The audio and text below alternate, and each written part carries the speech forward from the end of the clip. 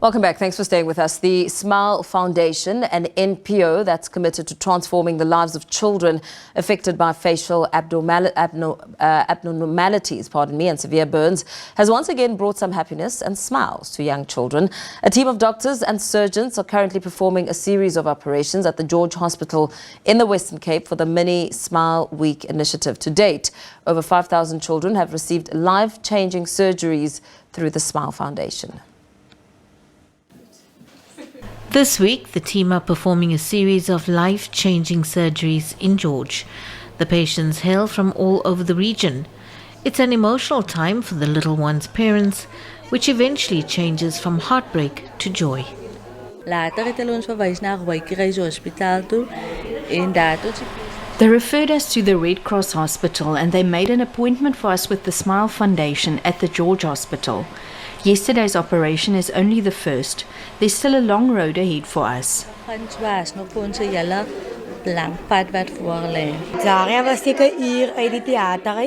Zaria was barely an hour out of theatre and I gave her some yogurt.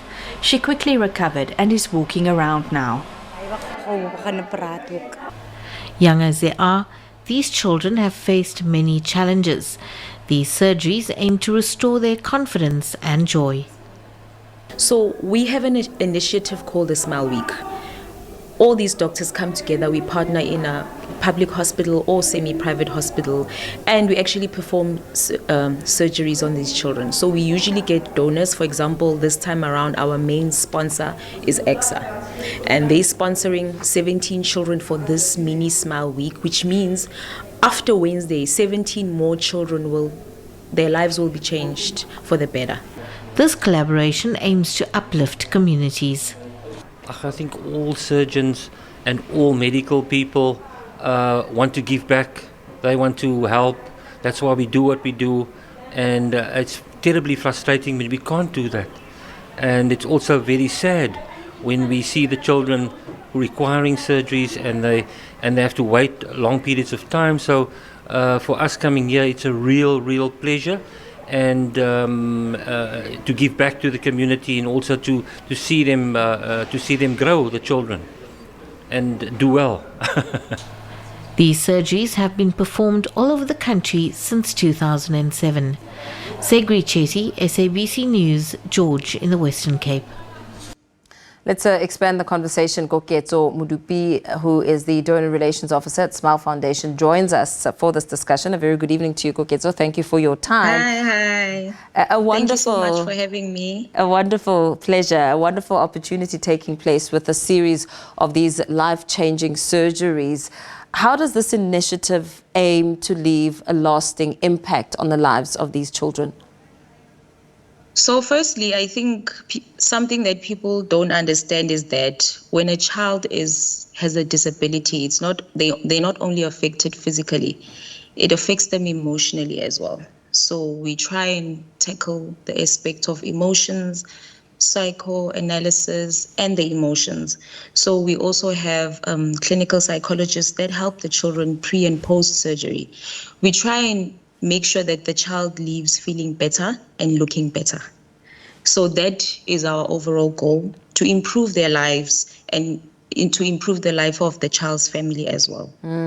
As you talk about the child's families, tell us a little bit about the patients and the kind of conditions which will be attended to, and what will that mean for their families. Just listening to the package that played, one of the doctors was speaking about how patients often have to wait for a long time. Yeah, and you see, the thing is that our main objective is to reach the communities that are underserved. We've got a lot of children that need help out there, but they're not aware of, they don't know where to go for help.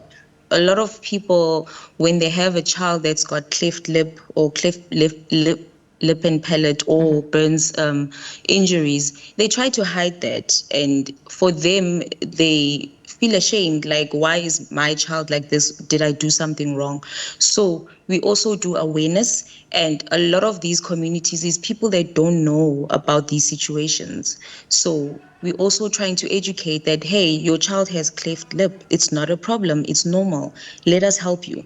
So we've got coordinators. We've got clinical psychologists in the hospitals, in our partner hospitals, that push for this.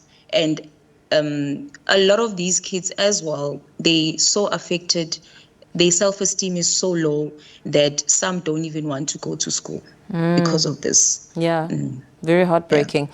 What would you say is the selection criteria used? I know there is a backlog, but how is that backlog being prioritized? Are you looking at ages? Are you looking at severity of conditions?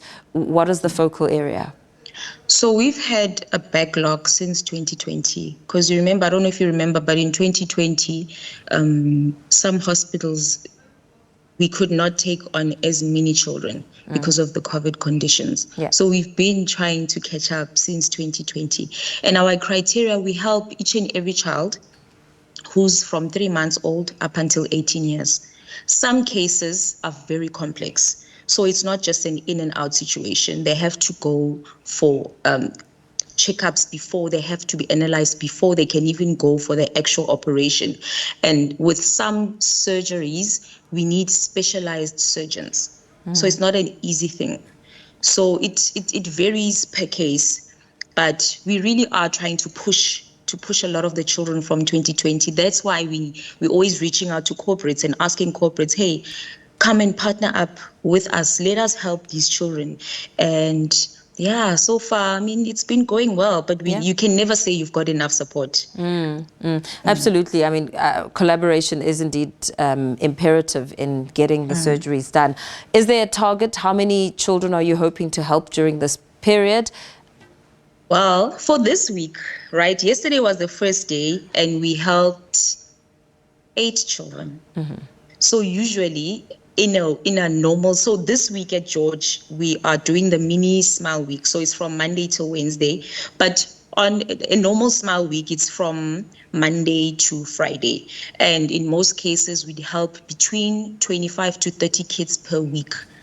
So now, in the first day already, we've helped 8 children. And today it was 4 or 5, if I'm not mistaken. So we've done so much in just 2 days. So our goal is to always push for 30 to 40 per week. And in a month, we have 2 smile weeks. So, we really are making an impact, and we're trying our best to change the world. Absolutely. What if there are parents or guardians watching and looking to get this assistance and having battled and waited on that list for 4 years and really trying to get assistance? How do they reach you? So what we do is we've got a support system, right? Like I mentioned before, we've got coordinators in the hospitals. And even while the child is waiting for surgeries, it's not like they are alone. They've got support online, whether we call them, we do visitations, they psychoanalyze the children. So it's not like hi, okay, your surgery is only next month, we'll see you next month. We always keeping in touch with the parents, and we always keeping in touch with the children, and we try to help as best as we can while the child is waiting for surgery. And during that period, it can lead to a lot of emotions, of course, as people and parents wait. You spoke a little bit about hoping to change mindsets and bash some of the stereotypes about parents who may find themselves with a child who has this abnormality. What sort of psycho or sort of counseling is available for those parents in terms of support and getting them to understand what the condition is about, and that there is a solution? So we've got very hands-on clinical psychologists and counselors, and they actually go to, so for example, if a child is born today at a particular hospital, we already have a coordinator who's based in the hospital who identifies the situation and identifies the child. Immediately they'll go to the mom, they'll go to the parent, they'll check the background, they'll try to assist you to smooth into the process of dealing with the fact that I've got a child who's got cleft lip and palate. So from the word go. And with us, with Cleft, actually, you can't do a surgery on a child that's less than 3 months. So they have to wait for the 3-month mark before anything can be done.